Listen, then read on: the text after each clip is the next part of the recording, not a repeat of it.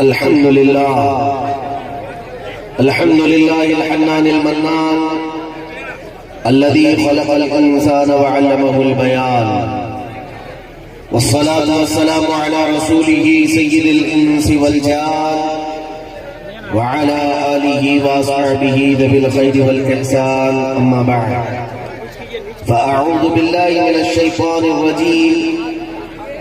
بسم الله الرحمن الرحيم.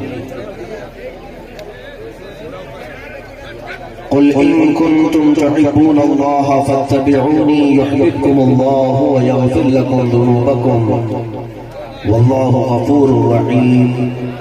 صدق الله مولانا العظيم وبلغنا رسوله النبي الأمين المتين المختار الكريم، ونحن على ذلك من الشاهدين والشاكرين والحمد لله رب العالمين. بارگاہ رسالت معاب صلی اللہ علیہ وسلم میں درود پاک کا ہدیہ پیش کریں. اللهم صل على سيدنا ومولانا محمد معدن الجود والكرم وآله وأصحابه الكرام وابنه الكريم وبارك وسلم صلاة دائمة سرمدا أبدا. عزیزان گرامی وقار وحاضرین اجلاس، رات کی اس تاریکی میں اتنے بڑے مجمع کی یہ گرمی بتا رہی ہے کہ زمین پر سے عاشقان رسول فوت نہیں ہوئے، چاہے وہ ہندوستان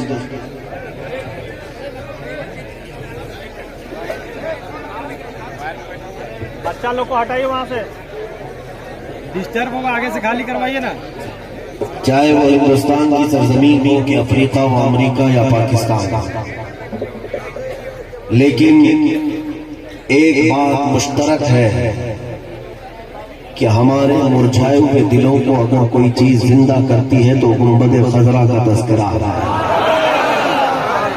نبی رحمت صلی اللہ تعالی علیہ وسلم کا تذکرہ ہمارے دلوں کو گرما دیتا ہے اور ایمان میں اضافہ کرتا ہے. میرے عزیزوں، ممبر پر، سٹیج پر ہو سکتا ہے بہت ساری شاعریاں جو شاعران اسلام یا مداحان رسول گنگناتے ہیں، کبھی کبھار لغو اور لہو ان کی زبانوں سے آ جاتا ہے، لیکن ابھی مجھ سے پیشتر ارے آپ لوگ خاموش رہیے، جس نعت رسول کو اور مداح رسول کو آپ نے سنا، ان کے ایک کلام میں ایک ایک شعر سچائی پر مبنی تھا. حضرت ذرا میرے عزیزوں، کمیٹی والے خاموش رہے. یہ بات ہمارا ہر بچہ کہے گا، ہمارا ہر بچہ کہے گا اسلام تھا، اسلام ہے اور اسلام ہے. میرے عزیزوں، یہ تمہاری دینی محبت ہے اور اپنے اسلام سے والہانہ عقیدت ہے. اب اس کے بعد یہ بھی سمجھ میں آ جاتا ہے کہ کوئی گوفے میں بیٹھا ہوا ایک لومڑا یا ایک لومڑی اگر پکار کر کہے کہ ہم کیول اسلام کے وناش میں اپنی زندگی گزاریں گے، اسلام کو روئے زمین سے ختم کرنا ہمارا مقصد ہے. کچھ آوازیں آپ نے سوشل میڈیا میں اس طرح کی سنی ہوں گی. ان گیدڑوں کو سن سن کر کے کوئی مایوس نہیں ہوتا. الحمدللہ ہمارا کوئی بچہ مایوس نہیں ہوتا، اس لیے کہ ہمارے ہر بچے کو معلوم ہے کہ یہ اپنی کھجلی نہیں مٹا سکتا، اسلام کیا مٹائے. اسلام کسی گلی محلے اور کوچے کا ایک دین نہیں ہے، یہ آفاقی دین ہے جس کو اللہ رب العزت نے اپنے حبیب کے ذریعے پھیلایا، اور اس وعدے کے ساتھ لِيُظْهِرَهُ عَلَى الدِّينِ كُلِّهِ. قرآن میں اللہ تعالیٰ نے یہ فرمایا ہے کہ محبوب هُوَ الَّذِي أَرْسَلَ رَسُولَهُ بِالْهُدَى وَدِينِ الْحَقِّ، وہ اللہ ہے جس نے اپنے رسول کو دین حق کے ساتھ بھیجا. کیوں بھیجا؟ اس لیے بھیجا ہے کہ پوری دنیا میں یہ دین غالب آ کر رہے گا، چاہے تمہیں برا لگتا ہو، وَلَوْ كَرِهَ الْكَافِرُونَ، کافر اگرچہ اسے ناپسند کرتے ہوں لیکن جو ہونا ہے وہ ہو کر رہے گا انشاءاللہ۔ بلکہ میرے عزیزوں، ہم تو اسی انتظار میں راتیں کاٹ رہے ہیں کہ وہ زمانہ آئے جب امام مہدی کا ظہور ہو، اور پھر وہ مکہ مکرمہ کی سرزمین سے دمشق کی طرف چلے تو جوق در جوق مسلمانوں کے قافلے ان کے ساتھ ہوں گے، اور پھر دنیا دیکھے گی، پھر پکار کر کے کہے گی جو شاعر اسلام ابھی کہہ رہے تھے، اسلام تھا، اسلام ہے، یہ آئے گا، وقت آئے گا، وقت آئے گا، اور مایوس اور نا امید ہونے کی ضرورت نہیں۔ میں چند باتیں آپ کے سامنے عرض کروں گا کہ میرے عزیزوں، تمہارے اندر جو سب سے بڑی طاقت و قوت ہے وہ کون سی ہے؟ تمہارے پاس سب سے بڑی دولت کون سی ہے؟ غربت ہم کو غربت نے ہم کو مار رکھا ہوگا، جہالت نے ہمیں توڑ رکھا ہوگا، قیادت کا فقدان ہمیں مکمل منتشر کر رکھا ہوگا، لیکن اس کے باوجود ایک دولت ہمارے پاس ہے، ایک دولت ہمارے پاس ہے۔ وہ کون سی چیز ہے؟ رسول کریم صلی اللہ علیہ وسلم کے زمانے پاک میں ایک بار ایسا ہوا کہ ایک جنگ سے واپس آنے کے بعد مال غنیمت میرے آقا نے تقسیم کیا۔ مکہ والے بھی تھے، مدینے والے بھی تھے، مہاجرین بھی تھے، انصار بھی تھے۔ جو ہجرت کر کے آئے مکہ سے ان کو مہاجر کہا جاتا ہے، جو مدینے میں پہلے سے تھے ان کو انصار کہا جاتا ہے۔ تو جب مال غنیمت تقسیم کیا جا رہا تھا تو میرے آقا صلی اللہ علیہ وسلم نے مکہ والوں کو تھوڑا مال زیادہ دے دیا اور مدینے والوں کو مال تھوڑا سا کم ملا۔ توجہ چاہتا ہوں میرے عزیز، مال نہ ہونا کیا یہ ہمارے پستی کا سبب ہے؟ مال کی کمی ہمارے انحطاط کی وجہ ہے؟ ہمارے گر جانے کا سبب یہ مال نہ ہونا ہے؟ توجہ، جب ایسی تقسیم ہوئی تو انصار صحابہ میں باتیں ہونے لگ گئی آپس میں کہ رسول اللہ نے اپنے گاؤں والوں کو، مکہ والوں کو تھوڑا مال زیادہ دے دیا، حالانکہ مدینے والے حضور صلی اللہ علیہ وسلم کے میزبان ہیں، آئے ہوئے صحابہ کا خوب خیال رکھا، اپنے گھر بار دیے، لیکن مال ان کو زیادہ ملا۔ یہ باتیں پھیلتی رہی یہاں تک کہ حضور اکرم صلی اللہ تعالیٰ علیہ وسلم تک بھی یہ بات آ گئی۔ نبی پاک صلی اللہ علیہ وسلم نے حضرت سعد جو انصار کے سردار تھے بلاتے ہیں اور فرماتے ہیں میں نے سنا ہے کہ تمہاری جماعت میں ایسی ایسی باتیں چل رہی ہیں تقسیم مال کو لے کر کے، کیا یہ بات صحیح ہے؟ انہوں نے کہا ہاں یا رسول اللہ، مدینے میں ایسی باتیں گشت کر رہی ہیں۔ حضور پاک نے فرمایا بلاؤ سارے انصار صحابہ، سب کو بلایا، اور اس کے بعد نبی پاک صلی اللہ تعالیٰ علیہ وسلم نے جو فرمایا وہی میرا بیان کرنے کا مقصد ہے اور غرض ہے۔ سنو، انصار صحابہ کو بلا کر میرے آقا نے فرمایا اے میرے انصار صحابہ، کیا اس بات کو تم تسلیم نہیں کرتے کہ تم گمراہ تھے، اللہ نے میرے ذریعے تمہیں ہدایت عطا کی؟ انصار نے کہا ہاں یا رسول اللہ۔ حضور نے فرمایا کیا تم پہلے ذلت میں تھے، اللہ نے میری بدولت تمہیں عزت نہیں عطا کی؟ انصار نے کہا ہاں یا رسول اللہ، ہمیں جو کچھ بھی عزت ملی وہ آپ کے ذریعے سے۔ نبی پاک صلی اللہ تعالیٰ علیہ وسلم نے یہ سوالات کرنے کے بعد جو آخری جملہ ارشاد فرمایا وہ کیا ہے؟ فرماتے ہیں وہی چیز آج ہمارے پاس ہے، وہی چیز ہمارے پاس ہے آج۔ حضور نے فرمایا اے انصار، مکہ والوں کو میں نے مال تھوڑا زیادہ دے دیا اس لیے کہ وہ نئے لوگ ہیں، مدینہ طیبہ میں ابھی ان کے پورے گھر نہیں بنے، میں نے ان کو مال تھوڑا سا زیادہ دے دیا، لیکن کیا تم اس بات سے راضی ہو؟ توجہ، حضور پاک فرماتے کیا تم اس بات سے راضی ہو کہ وہ لوگ مال لے جائیں اور تم اللہ کا رسول لے جاؤ؟ انصار صحابہ کہتے ہیں پھر ہماری آنکھوں سے خوشی کے اتنے آنسو بہے کہ ہماری داڑیاں بھیگ گئی کہ پھر اب پوری دنیا چلی جائے اللہ کا رسول ہمارے پاس۔ میرے عزیزوں، میں یہی کہنا چاہتا ہوں، آج دنیا میں تانا مارتی ہے کہ یہ مسلمان بچھڑے ہوئے لوگ ہیں اور بکھرے ہوئے لوگ ہیں، ان کے پاس کوئی چیز نہیں رہ گئی، مال و دولت، سیاست، قوت، تجارت، قیادت کچھ نہیں رہ گیا، پھر بھی میں سینہ چوڑا کر کے کہتا ہوں ساری دنیا تم لے لو، لیکن یقین ہے ہمارے پاس آج بھی گنبد خضرا موجود ہے، آج بھی مکین گنبد خضرا کی محبت موجود ہے۔ آؤ ہمارے غریب سے غریب علاقے میں بھی آؤ، غریب سے غریب علاقے میں جس گھر میں ایک روٹی ملتی ہو دوسری روٹی نہ ملتی ہو، ایسے مسلمان گھر میں بھی آ کر ایک بار اشہد ان محمد رسول اللہ کہہ کر دیکھو، وہ بچہ بھی اپنے انگوٹھے لبوں سے چوم کر اپنی آنکھوں کو لگا لے گا۔ یہ محبت، یہ جو قلبی محبت ہے میرے آقا صلی اللہ تعالیٰ علیہ وسلم سے، یہ سرمایہ آج بھی ہمارے پاس موجود ہے، آج بھی یہ سرمایہ ہمارے پاس موجود ہے۔ اسی لیے میں کہتا ہوں میرے عزیزوں، اعلیٰ حضرت فاضل بریلوی رضی اللہ تعالیٰ عنہ نے ہمارے سینوں سے خوف نکال کر کے ایک تعلیم دی تھی ہمیں۔ کیا فرمایا تھا جانتے؟ فرماتے امام اہل سنت فاضل بریلوی، خوف نہ رکھ رضا ذرا تو ہے عبد مصطفیٰ، خوف نہ رکھ رضا ذرا تو ہے عبد مصطفیٰ، تیرے لیے امان ہے، تیرے لیے امان ہے۔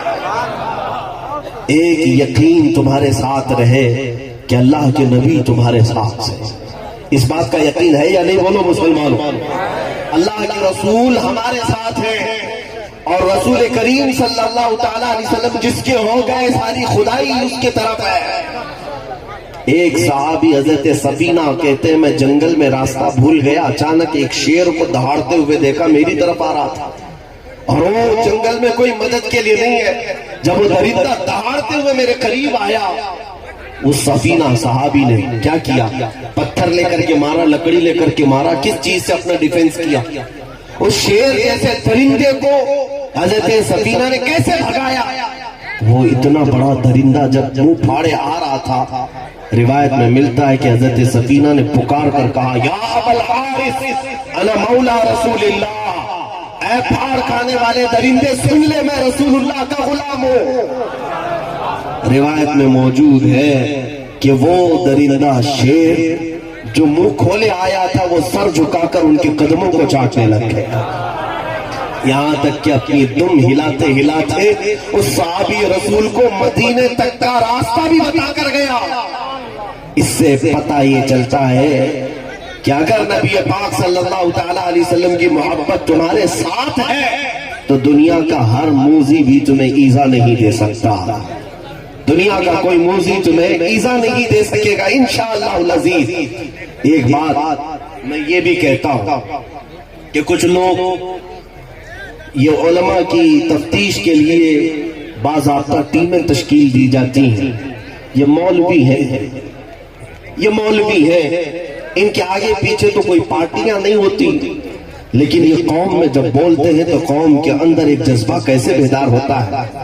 یقیناً ہمارے ساتھ بھی ایک صاحب کہہ رہے تھے کہ بڑے بڑے نیتا اتنا گرماتے نہیں ہیں، تو یہ رات کے 12 کے بعد آپ گرما دیتے ہیں۔ ہم نے کہا تمہاری گرمی صرف 100 روپے 200 روپے تک کی ہوتی ہے، وہ نوٹ اور ووٹ کی گرمی ہوتی ہے، اور ہم خالی ہاتھ آتے ہیں ممبر پر، اور یہاں ہزاروں کا مجمع، بلکہ میں قسم خدا کی یقین کے ساتھ کہتا ہوں نیتاؤں نے مجمع جمع کی ہوں گے ووٹ کے لیے اور انہیں ورگلایا ہوگا نوٹ کے لیے، لیکن ہمارا جو مجمع یہاں پر آتا ہے رات کے 12 کے بعد، یہ ہمیں اگر کوئی چیز دینے کی بات کرتا ہے تو صرف ایک اعلان پر اپنی گردن نچھاور کر میرے آقا کے قدموں میں رکھنے کو تیار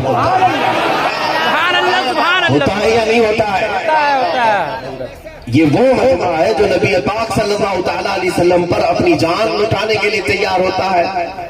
عزیزان گرامی وقار، میں جو بات عرض کر رہا تھا وہ یہ ہے کہ کچھ صاحب کہنے لگے کہ آپ کے متعلق بہت ساری تفتیش ہو رہی ہے، بینک اکاؤنٹ، مال جائیداد، پراپرٹی سب دیکھی جا رہی ہے، سب دیکھ لیا، اور اس کے بعد یہ پوچھنے لگے کہ ان کی بیکنگ کون کرتا ہے، ان کی بیک سپورٹ میں کون سی پارٹی ہے، بی جے پی ہے، کانگریس ہے اور دیگر سیکولر پارٹیاں ہیں، کون ان کو سپورٹ کر رہی؟ صاحب جانچ کر کے دیکھ لیا کوئی پارٹی تو ملی نہیں، ہمارا مزاج ملی، ہمارا مزاج ملی۔ ان صاحب کے لیے میں نے ایک جواب یہ عرض کیا تھا، فاضل بریلوی کے برادر گرامی امام زمن فرماتے ہیں، عزیزو تم غلاموں کو حضور کے یہاں ڈھونڈ رہے ہو کہ کون ان کی مدد کر رہا ہے، کون ان کی مدد کر رہا ہے؟ ہمارا تو عقیدہ یہ ہے کہ ڈھونڈا ہی کرے صدر قیامت کے سپاہی،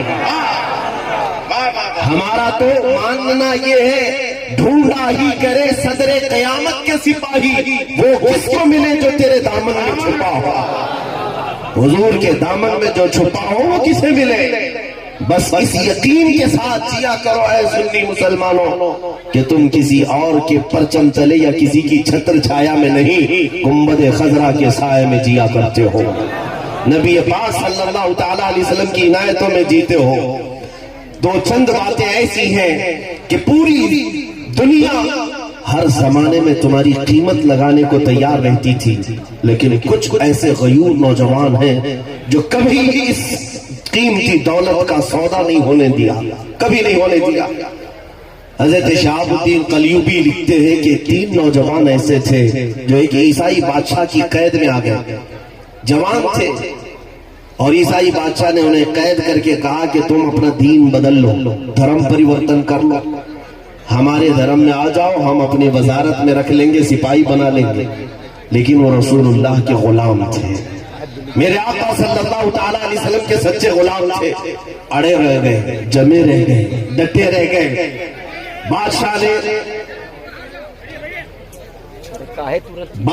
نے جلاد کو حکم دیا کہ ایک کڑھائی میں تیل گرم کرو، اور جب تیل کھولنے لگے تو ان میں سے ایک ایک کو اٹھا کر کے اس میں ڈال دو۔ اتنی سخت سزاؤں سے گزارا جا رہا ہے ایک عاشق رسول کو۔ میرے عزیزوں، 3 بھائیوں میں سے بڑے کو اٹھا کر کے جلاد نے کھولتے ہوئے تیل میں ڈال دیا، وہ تھوڑی ہی دیر میں ان کی شہادت ہو گئی۔ دوسرے کو اٹھایا، کہا اب بھی تیرے پاس وقت ہے، بدل دے۔ اس نے کہا اب تو تم نے اور بھی دشوار کر دیا ہمارے لیے، میرے بھائی کے ساتھ بھی غداری نہیں، میرے مصطفیٰ کی شریعت کے ساتھ بھی غداری نہیں۔ بادشاہ نے کہا کہ اس کو بھی اٹھاؤ اور تیل میں ڈالو، دوسرے کو بھی اٹھایا، کھولتے ہوئے تیل میں ڈال دیا گیا۔ انگلی کو بھی اگر تیل کا ایک چھینٹا اچھل جائے نا، آپ دن بھر اف اف کرتے رہتے ہو۔ اور ان دیوانوں کی کیسی آزمائش ہوئی ہوگی جن کو کھولتے ہوئے تیل میں پورے جسم سمیت ڈال دیا گیا۔ چھوٹا جو سب سے نوجوان بھائی تھا، جس کی عمر 20 سال سے 25 سال کے بیچ یا 22 سال جو بھی رہی، اس کی باری تھی۔ بادشاہ کے ایک وزیر نے کہا کہ بادشاہ سلامت، یہ نوجوان میرے حوالے کر دے، اس کو مت مارے، 1 مہینے کا ٹائم دے دے، میں اس کو پورا چینج کر کے لاؤں گا، پورا بدل کر کے لاؤں گا۔ بادشاہ نے کہا ٹھیک ہے، 1 مہینے کا ٹائم ہے، لیکن حفاظت کے ساتھ لے جا اور رکھ۔ وہ وزیر اس نوجوان کو اپنے گھر لے گیا اور لے جا کر کے کیا کیا جانتے ہیں؟ دنیا آج بھی تمہارے ساتھ وہی کر رہی ہے۔ پہلے دیکھتی ہے موب لنچنگ کر کے تمہیں مار کر کے ڈرایا جائے کہ تم محمد محمد کہنا بھول جاؤ، اللہ اللہ کہنا چھوڑ دو۔ لیکن جب تم ان باتوں سے نہیں ڈرتے تو اس ظالم دنیا کے پاس جو دوسرا حربہ ہے وہ کیا ہے؟ سنو، سختیاں کر کے دیکھتے ہیں، جب تمہارے قدم نہیں ڈگمگاتے تو پھر وہ وزیر کیا کرتا ہے؟ اپنے گھر لے جا کر اپنی حسین و جمیل خوبصورت لڑکی کو اس نوجوان کے پیچھے لگا دیتا ہے کہ تو اپنے حسن کی طرف اسے مائل کر لے، اپنا دیوانہ بنا لے، اپنی محبت میں اسے گرفتار کر دے۔ جب یہ نوجوان تیری محبت میں وارفتہ ہو جائے گا، تو جو کہے گی وہ کرے گا، اور میں تجھے بادشاہ سے منہ مانگا انعام دلاؤں گا۔ یہ بیٹیاں جس لیے چھوڑتے بھی ہیں کہ تمہارا ایمان متزلزل ہو جائے۔ ہاں، یوں ہی عیاشیاں نہیں ہوتی ہے، ننگا پن یوں ہی نہیں، یہ تمہارے ایمان کو خریدنے کے سودے ہیں۔ آج جو کچھ بھی تم دیکھ رہے ہو، بہت سارے نوجوان، میں یہ کہتا ہوں اگر تمہاری آنکھیں اتنی ہلکی ہیں کہ یہ چکا چوند کو دیکھ کر کے تم بک جاتے ہو، تو پھر تم نے اپنے نبی پاک کی محبت کے ساتھ غداری کیا۔ اس چھوٹے نوجوان کے پیچھے اس وزیر نے حسین و جمیل بیٹی کو لگا دیا، لیکن ہوتا کیا تھا؟ رات کا وقت ہوتا، وہ حجرے میں جاتی، جیسے ہی وہ لڑکی کمرے کے اندر آتی، اس نوجوان کا حال یہ تھا، یہ مصلی بچھاتا سجدے میں چلا جاتا، سجدے میں چلا جاتا، اٹھتا ہی نہیں۔ وہ بیٹھی رہتی، کبھی اونگتی تھی، کبھی ڈولتی تھی کہ اب اٹھے گا، تب اٹھے گا، مجھے دیکھے گا۔ رات گزر جاتی، چلی جاتی، 1 رات، 2 رات، 3 رات، یہاں تک کہ 25 راتیں گزر گئی، مگر اس جوان کا سجدہ ختم نہیں ہوا۔ ایک رات آئی، مہینہ ختم ہونے سے پہلے وہ اپنے ٹارگٹ پر عمل کر ہی نہ سکی، اپنے باپ کو جواب کیا دیتی، اب تک یہ نوجوان دیکھا ہی نہیں۔ محبت میں فدا ہونا بہت دور کی بات ہے، دیکھ تو لے ایک بار۔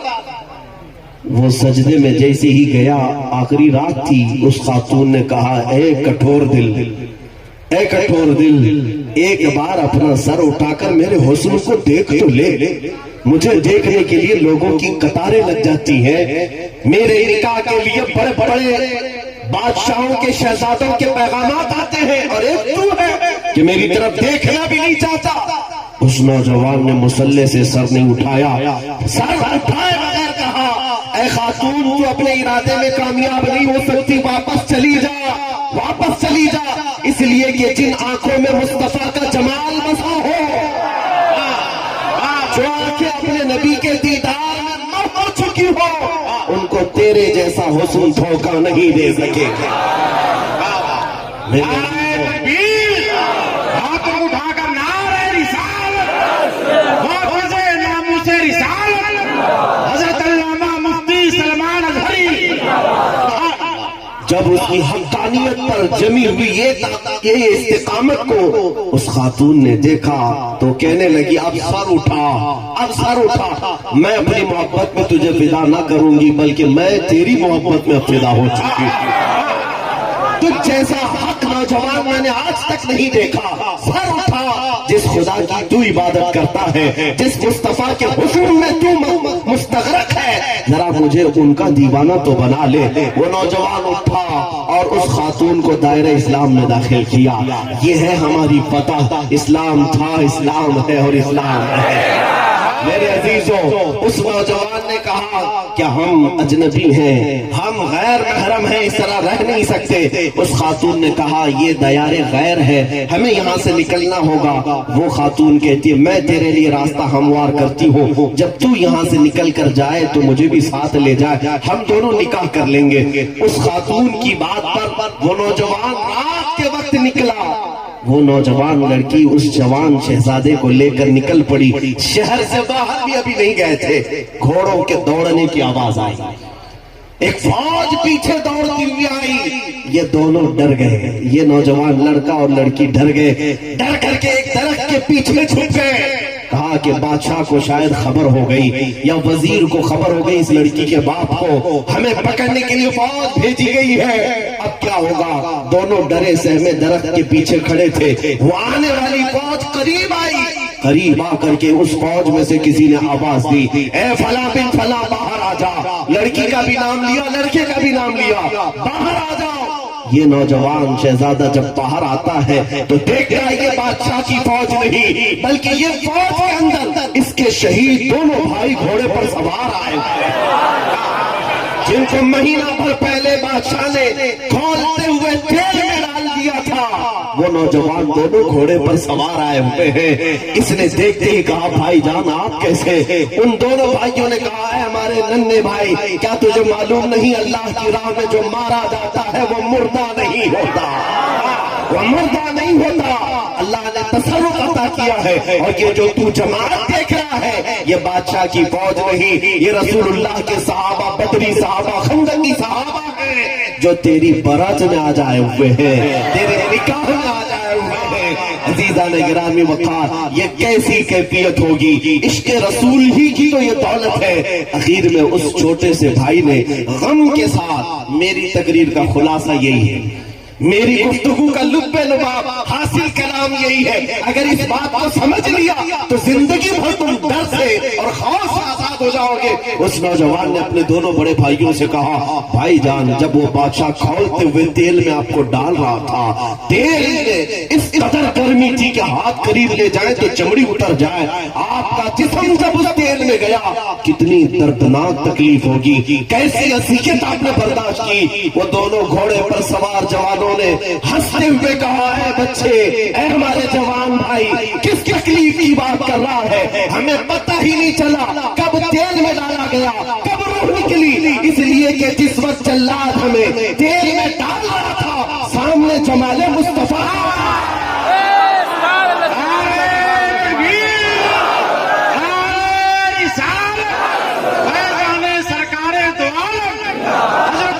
سلمان ازہری جلسہ دستار بندی، یہ بات اگر تم سمجھ لے جاؤ کہ ہر تکلیف کے وقت میرے آقا صلی اللہ علیہ وسلم اپنے غلاموں کے سامنے حاضر ہو ہی جاتے ہیں، وہ اپنے نورانی چہرے کے ساتھ جب غلاموں کے پاس آتے ہیں تو پھر درد کس کو کہتے ہیں، تکلیف کس کو کہتے ہیں، چاہے پھانسی ہو کہ چاہے آگ میں جلنا ہو۔ میرے عزیزو، اگر وہ کمال و جمال سامنے ہو تو پھر ہر درد میں مزہ ہی مزہ ہے، ہر درد میں مزہ ہے۔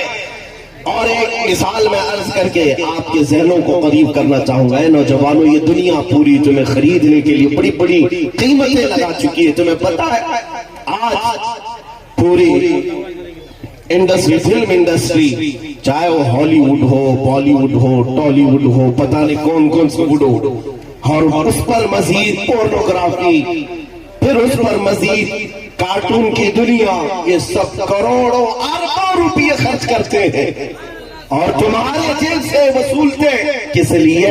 تمہارے اخلاق پر ڈاکہ ڈالنے کے لیے، تمہاری آنکھوں کی حیا کو چھیننے کے لیے۔ دنیا اگر ان کے فلمی کیریکٹر کو دیکھ کر دیوانی ہوتی ہے تو ہو لینے دو، ان کے پاس کوئی حسین نہیں ہے۔ نوجوانوں، تمہارے پاس دنیا کا سب سے حسین موجود، سب سے حسین دنیا کا تمہارے پاس ہے۔ ارے وہ حسین ہے، وَأَحْسَنُ مِنْكَ لَمْ تَرَ قَطُّ عَيْنِي وَأَجْمَلُ مِنْكَ لَمْ تَلِدِ النِّسَاءُ۔ اس رسول کے ہوتے ہوئے پھر کسی کا حسن دیکھنا تمہیں زیب دیتا ہے؟ بلکہ تمہیں تو چاہیے کہ اپنی آنکھیں سنبھال رکھو، اپنی آنکھیں سنبھال رکھو، روز یہ دعا کر کے سو جو شہزادہ اعلیٰ حضرت سرکار مفتی اعظم ہند کی دعا تھی۔ روز یہ دعا کر کے سو مفتی اعظم کی، کچھ ایسا کر دے میرے کردگار آنکھوں میں، کچھ ایسا کر دے میرے کردگار آنکھوں میں، ہمیشہ نقش رہے روئے یار آنکھوں میں، انہیں نہ دیکھا تو کس کام کی ہیں یہ آنکھیں کہ دیکھنے کی ہے ساری بہار آنکھوں میں۔ میرے آقا آؤ کہ مدت ہوئی ہے تیری راہ میں اکھیاں بچھاتے بچھاتے، بڑے دن ہوئے ہیں تیری چاہتوں میں، تیری حسرتوں میں، بڑے دن ہوئے ہیں گھر کو سجاتے سجاتے۔ عزیزان گرامی، اے میرے عزیز بچوں، جوانوں، اگر تم آج سے اس تمنا کو اپنے دل میں پالنے لگ گئے کہ میں جیوں گا اور اللہ کی بارگاہ میں ایک ہی چیز طلب کروں گا، مولا اس وقت تک میری آنکھیں ہمیشہ کے لیے بند نہ کر جب تک یہ آنکھیں تیرے حبیب کے چہرے کی زیارت نہ کر لیں۔ یہ تمنا بھی اتنی بڑی تمنا ہے کہ تمہیں ہر عیب سے پاک کر دے گی، تمہیں ہر بے حیائی سے آزاد کر دے گی، تمہارے اخلاق کو اعلیٰ کر دے گی۔ نبی پاک صلی اللہ تعالیٰ علیہ وسلم کو دیکھنے کی تمنا کیا یہ عام تمنا ہے؟ معمولی سی بات ہے؟ میں عرض کرتا ہوں کہ دنیا پہلے صحابہ کے قدموں کو ہلا نہ سکی، وجہ کیا تھی؟ ان کے ساتھ بھی یہ ساری چیزیں ہوئی۔ صلاح الدین ایوبی کی فوج وہ پہلی فوج ہے جس میں پورنوگرافی کو ظالموں نے ڈال کر کے ان کے فوجوں کو خریدنے کی کوشش کی۔ جانتے ہیں آپ، یہ آج جو گندی تصویریں اور فلمیں جو تمہارے ہاتھوں میں موبائلوں میں پہنچا دی گئی ہیں، بغیر لباس کی ناچتی ہوئی لڑکیاں اور گندی تصویریں جو تمہارے اخلاق ایمان کو تباہ کرنے والی آج کے دور میں نہیں تھی، بلکہ صلاح الدین ایوبی کی فوج میں سب سے پہلے یہ داخل کیا گیا تھا صلیبیوں نے کہ ان کو ننگی تصویریں دکھائی جائیں تاکہ وہ ایمان سے دور ہو اور شہوت پرست ہو جائیں، نفس پرست ہو جائیں، حیا سوز اخلاق پر اتر آئیں۔ آج دنیا یہی تمہیں سب دے کر کے تمہارے ایمان کو کمزور کرنے کی کوشش کر رہی. میں آج جس مجمع سے خطاب کر رہا ہوں میرے عزیزوں، تمہارے اٹھے ہوئے ہاتھوں کو دیکھا، نعت سننے کے جوش کو دیکھا، تو پھر میں یہ آپ کے سامنے کہنے پر مجبور ہوا کہ ابھی گنہگار تو ہے، غدار نہیں ہوئے ہیں، غدار نہیں ہوئے ہیں. وہ چنگاری ابھی موجود ہے جو عشق رسول کی ہے، بس یہ جس دن شعلہ بن جائے اچھے اچھوں کے محلوں کو خاکستر کرے گی. جس دن یہ شعلہ بنے میرے مصطفیٰ کریم کی محبت کی چنگاریاں ابھی تمہارے پاس موجود ہے. لیکن یہ جو ماحول آج کریٹ کیا جا رہا ہے یہ ہر زمانے میں ہوا. میرے آقا کے دیوانوں کو خریدنے کی باتیں، قیمت لگائی جاتی ہے، کبھی انہیں تخت و تاج دینے کی لالچ، کبھی ان کو حسن و جمال دینے کی لالچ. لیکن جو سچا وفادار رہا ہر زمانے میں، کبھی وہ میرے آقا کی محبت کے ساتھ سودا بازی نہیں کیا، سودے بازی نہیں کیا. خالد بن ولید سیف اللہ المسلول، میرے آقا کے وہ جوان سال صحابی کہ جس میدان میں جاتے تھے فتح کا جھنڈا گاڑ کر واپس آتے. ایک عیسائی قلعے کا انہوں نے محاصرہ کر لیا تھا ایک ملک میں، اور عیسائی اندر موجود تھے پورے قلعے کے اندر. کئی دن تک یہ گھیراؤ چلتا رہا، جنگ نہیں ہو رہی تھی لیکن صرف محاصرہ تھا. اندر عیسائیوں کے بڑے پادری نے یہ مشورہ کیا کہ یہ جو لڑنے ہمارے ساتھ آیا یہ خالد بن ولید ہے، اس سے لڑنا آسان بات نہیں. اس کے ساتھ جو لشکری آئے سب کے سب جوان ہیں. ایک کام کرتے ہیں، ہم دوسری ترکیب سے انہیں شکست دے دیں. خالد بن ولید کی فوج کو شکست دینے کے لیے ان ظالموں نے کیا پلان بنایا؟ کہا 3 دن کے بعد خالد بن ولید کو ان کی فوج کے ساتھ بازار سے بلاتے ہیں، اگر وہ صحیح سلامت قلعے تک آ گئے تو قلعے کی چابیاں ان کے حوالے کر دی جائیں گی. سارے عیسائیوں نے پوچھا کہ ایسے کیسے دے دی جائے گی؟ کہا میں ایک ترکیب سوچا ہوں، شہر کی جتنی حسین و جمیل لڑکیاں ہیں اور جتنا مال ہے وہ سب راستے پر جمع کر دو، عورتوں کو لگا دو اور زر و جواہرات بچھا دو. جب یہ نوجوان گزرتے ہوئے آئیں گے یہ کبھی مال و دولت لوٹیں گے، کبھی حسن و جمال کے چکر میں پڑ جائیں گے، ہم آسانی سے ان پر قابض ہو جائیں گے. اس لیے کہ ہر جوان کے اندر ایک نفس ہوتا ہے جو فوراً عورتوں کی طرف اٹھ جاتا ہے. تو خالد بن ولید کو بلا کر کے وہ عیسائی راہب کہتا ہے خالد ہم تم سے لڑنا نہیں چاہتے، بس 3 دن کے بعد اپنے نوجوان لشکریوں کو لے کر اس بازار سے گزرتے ہوئے آ جاؤ، اگر صحیح سلامت تم پہنچ گئے تو سارے قلعے کی چابیاں تمہارے حوالے. خالد بن ولید نے کہا ٹھیک ہے مجھے منظور ہے. 3 دن کے بعد جب وقت مقرر آیا حضرت خالد بن ولید اپنی فوج کو لے کر گزرنے والے تھے اس بازار سے. بازار میں داخل ہوتے ہی جیسی ہی آپ کی نظر وہاں پر پڑتی ہے اور یہاں لباس میں حسیناؤں کو کھڑا کیا گیا ہے، زر و جواہرات بچھایا گیا ہے. حضرت خالد بن ولید نے اپنی فوج کو روک لیا، نوجوانوں کو روک کر کے ایک تقریر کی اور کہا اے نوجوانوں، اے رسول اللہ کے دیوانوں، آج تمہارے امتحان کی گھڑی ہے. اگر تمہارا قدم ڈگمگا گیا تو قیامت تک آنے والی نسلیں تمہیں لعنت برسائیں گی، اور اگر تمہارا قدم جمع رہ گیا تو قیامت تک تم پر رحمت و انوار کے پھول برسائے جائیں گے. خالد بن ولید کی فوج نے پوچھا کہ سپاہ سالار ہمیں کرنا کیا ہے؟ خالد بن ولید نے کہا کچھ نہیں کرنا ہے، بس اتنا کہ بازار سے گزرو تو اپنی آنکھیں نیچی کر کے چلو. یہ میرے مصطفیٰ کی سنت ہے. رسول اللہ صلی اللہ علیہ وسلم جب بھی مدینے کے بازار میں جاتے اپنی آنکھیں نیچی کر کے چلتے تھے. اے جوانو آج تم بھی بازار سے جاؤ اپنی آنکھیں نیچی رکھنا، بس اس سے زیادہ کچھ کرنے کی ضرورت نہیں. خالد بن ولید کی تقریر نے یہ اثر دکھایا کہ وہ پورے نوجوان لشکری بازار سے گزرتے گئے. وہ حسینائیں، وہ خوبصورت رنگین عورتیں اپنی طرف اپنے دامے فریب میں پھنسانے کی دعوت دیتی رہی، لیکن مجال ہے کہ رسول اللہ کا ایک بھی نوجوان لشکری ان کی طرف چہرہ اٹھا کر دیکھتا ہو. دیکھا نہیں، یہاں تک کہ گزرتے وہ قلعے کے دروازے تک آ گئے. ادھر عیسائی جشن منا رہے تھے، تھوڑی دیر میں ہم نکلیں گے ان پر قابض ہو جائیں گے. وہ عورتوں میں پھنس چکے ہوں گے، دولت کو لوٹنے میں پھنس چکے ہوں گے. لیکن جب صحیح سلامت خالد بن ولید پورے لشکر کے ساتھ آ گئے تو وہ عیسائی راہب دیکھ کر کہتا ہے خالد یہ کون سے لشکری تم نے جمع کیے، یہ انسان ہیں یا فرشتے ہیں، ان کے اندر نفس ہے یا نہیں؟ ہم نے ان کے نفس کو خریدنے کے لیے ہر دولت کو جمع کر دیا تھا، لیکن یہ سب کو ٹھوکر مارتے یہاں تک کیسے چلے آئے؟ خالد بن ولید نے اس وقت یہ کہا تھا اے عیسائی راہب تو دھوکے میں تھا، ان نوجوانوں کو خریدنے کی کوشش کر رہا تھا جن کی آنکھوں میں پہلے سے حسن مصطفیٰ پہلے سے جن کی آنکھوں میں حسن مصطفیٰ بسا ہو، وہ بھلا دنیا کے حسن پر کیا اپنی آنکھیں چار کر سکتے ہیں؟ عزیزان گرامی آج میں اسی کی طرف تمہیں دعوت دینے آیا ہوں۔ کیا ہو گیا؟ باہر کیجیے، باہر کیجیے، بیٹھا دیں بیٹھا دیں۔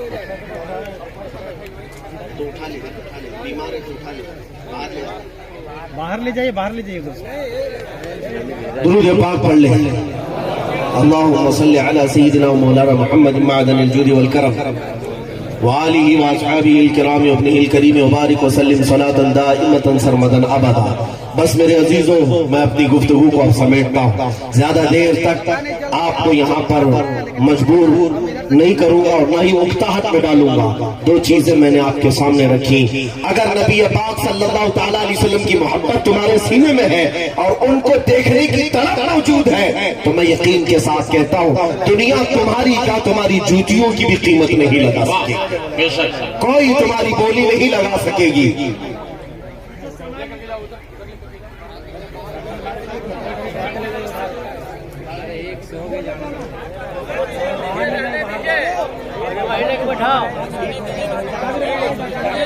volunteer حضرات